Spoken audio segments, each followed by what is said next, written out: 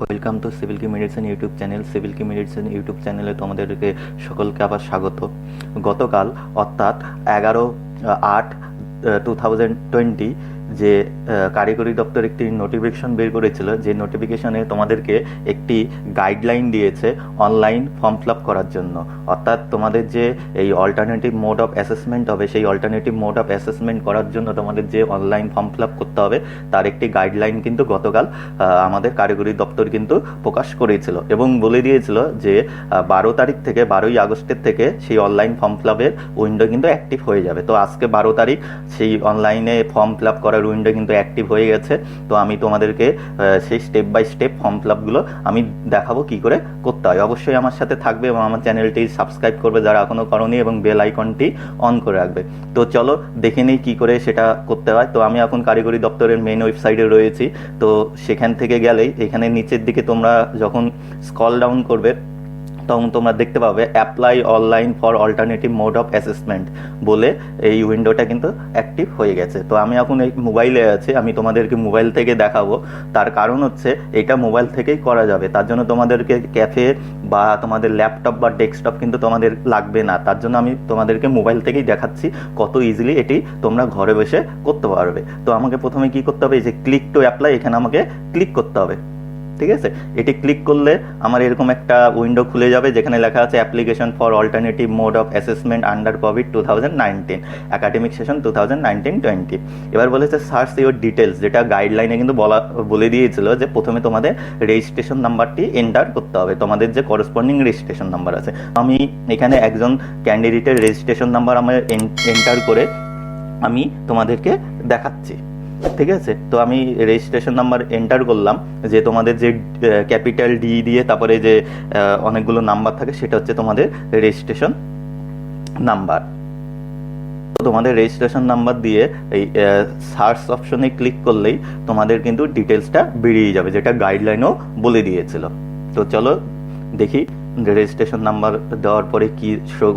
তো আমাদের registration number দেওয়ার পরে আরেকটি উইন্ডোজ খুলে গেছে, যে উইন্ডোতে যেখানে পার্সোনাল ডিটেলসগুলো দিয়ে দিয়েছে, যেটা গাইডলাইনও বলা ছিল, যেখানে name of the student, guardian name, registration number, institute name এবং ডিপার্টমেন্ট বলা থাকবে। তোমরা তোমাদের করসপন্ডিং সেগুলো দেখে নেবে, ডেটাগুলো বা ইনফরমেশনগুলো ঠিক আছে কিনা। যদি ইনফরমেশনগুলো ঠিক না থাকে তোমরা অবশ্যই তোমাদের কলেজ অথরিটিকে জানাবে। তারপরে তোমার এদের ইনফরমেশনগুলো ঠিক থাকলে নিচে একটা ডিক্লারেশন আছে যেখানে বলেছে I am agreed with the alternative mode of assessment as notified by the council vide memo number. তো ওই মেমো নাম্বারগুলো দেওয়া আছে, ডেটগুলো দেওয়া আছে, অর্থাৎ 24/7/2020 অর্থাৎ জুলাই মাসে 24 তারিখে যে অল্টারনেটিভ মোড অফ অ্যাসেসমেন্ট হবে তার একটা নোটিফিকেশন বেরিয়েছিল। তো সেই নোটিফিকেশন অনুযায়ী তুমি এটাতে অংশগ্রহণ করছো, সেটার একটা ডিক্লারেশন তোমাদেরকে দিতে হবে এই অল্টারনেটিভ মোড অফ অ্যাসেসমেন্টে। তার জন্য কি করতে হবে, আই এগ্রি বলে একটা অপশন আছে, ওই আই এগ্রি অপশনে তোমাদেরকে ক্লিক করতে হবে।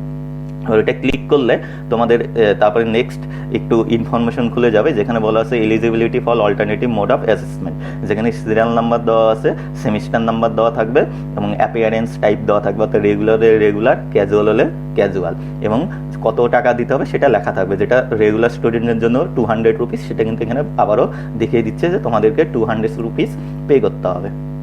ঠিক আছে, তারপর তোমাদের দেওয়া আছে কন্ট্যাক্ট ডিটেলস। কন্ট্যাক্ট ডিটেলস বলতে যেটা আমি তোমাদেরকে বলেছিলাম যে মোবাইল নাম্বার এন্টার করতে হবে এবং একটা ভ্যালিড ইমেল আইডি এন্টার করতে হবে। এন্টার করলেই তারপরে তোমাদের হচ্ছে সাবমিট অ্যান্ড পে বলে অপশন থাকবে, সেটাকে তোমাদের ক্লিক করতে হবে।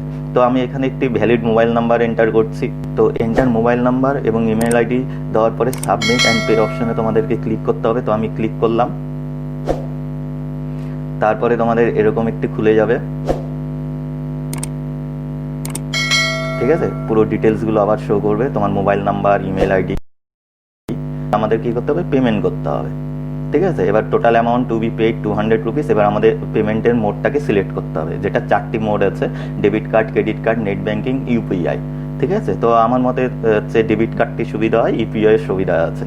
তো আমি তোমাদেরকে ডেবিট কার্ড অর্থাৎ এটিএম কার্ডের থ্রুতে কী করে পেমেন্ট করে সেটা তোমাদেরকে দেখাচ্ছি। তো আমি ডেবিট কার্ডটি সিলেক্ট করলাম, তারপর আমাকে করতে হবে সাবমিট অ্যান্ড পে ফিস।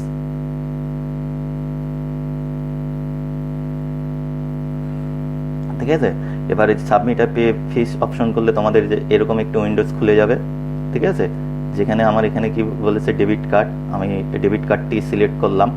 ঠিক আছে। এবার ডেবিট কার্ড সিলেক্ট করলে আবার পুরো ডিটেলসটা দেখাবে, ট্রানজ্যাকশন আইডি, এটা হচ্ছে ট্রানজ্যাকশন আইডি, ঠিক আছে। সেই ট্রানজ্যাকশন আইডি সহকারে তোমাদের ₹200 যেটা দেখাতে হবে। তো এখানে কি করতে হবে, তোমাদেরকে আবার মোবাইল নাম্বার, ইমেল আইডি আর পেয়ার নেমটা দিতে হবে, এবং সেটা হচ্ছে অপশনাল, ঠিক আছে। তো তোমরা মোবাইল নাম্বার দিতে পারো, ইমেল আইডিও দিতে পারো, আর হচ্ছে অর্থাৎ পেয়ার বলতে মানে যে অ্যাপ্লাই করছে অর্থাৎ তোমার নাম, সেটা তোমাকে এখানে দিতে হবে, এবং অপশনাল বলেছে, দিলেও হবে না দিলেও হবে। আমি এখানে শুধু পেয়ার নেমটা দিয়ে নাও অপশনে আমাদেরকে গিয়ে ক্লিক করতে হবে।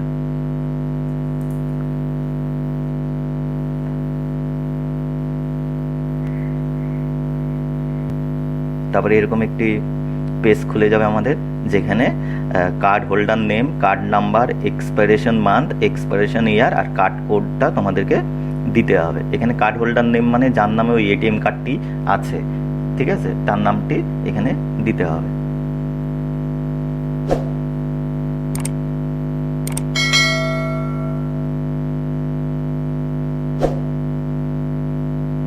ঠিক আছে, আমি কার্ড হোল্ডার নেম দিয়ে দিয়েছি। তারপরে কার্ড নাম্বার অর্থাৎ এটিএম কার্ডের পিছনে যে নাম্বারটা থাকে সেই নাম্বারটা দিতে হবে। আমি তো নাম্বার দিয়ে দিচ্ছি।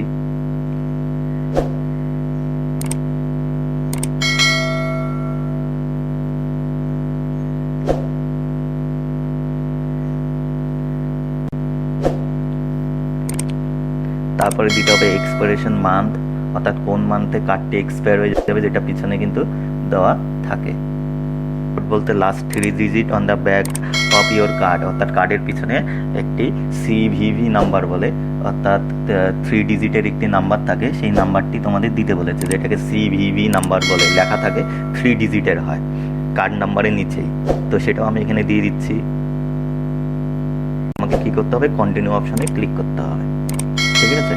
তারপরে তোমার একটা অপশন দিবে যে তোমার সেই কার্ড নাম্বারটা তুমি সেভ করে রাখতে চাও কি চাও না, তুমি সেভ করলে সেভ করবে, বা নো থ্যাঙ্কস অপশনে ক্লিক করলেই হয়ে যাবে। এবার কি হবে, এরকম একটা উইন্ডোজ খুলে যাবে, যেটা তোমার হচ্ছে রেজিস্টার্ড মোবাইল নাম্বারে একটা ওটিপি যাবে, অর্থাৎ যে মোবাইল নাম্বারটি রেজিস্টার করা আছে তোমার এটিএম কার্ডের সাথে, ঠিক আছে, তোমার নাম্বার না, অর্থাৎ যে এটিএম কার্ডটি আছে সেই এটিএম কার্ডের সাথে যে রেজিস্টার্ড মোবাইল নাম্বার আছে, সেই রেজিস্টার্ড মোবাইল নাম্বারে কিন্তু তোমার ওটিপি চলে যাবে। সেই ওটিপিটি তোমাদের সেখানে পুট করতে হবে। তোমাদের পেমেন্ট সাকসেস হয়ে যাবে। হয়ে যাওয়ার পর একটি পেমেন্ট ট্রানজ্যাকশন আইডি আসবে, তোমরা ওইটাকে সেভ করে রাখতে পারো, অথবা তোমরা ওইটাকে স্ক্রিনশটও নিয়ে রাখতে পারো। এই হচ্ছে প্রসিডিওর, আমি তোমাদেরকে দেখালাম মোবাইল থেকে, খুব ইজি স্টেপ আছে, ঠিক আছে। তো অবশ্যই তোমরা ভিডিওটি ভালো লাগলে লাইক করবে এবং শেয়ার করবে, এবং আমার চ্যানেলটা অবশ্যই সাবস্ক্রাইব করবে। Thank you.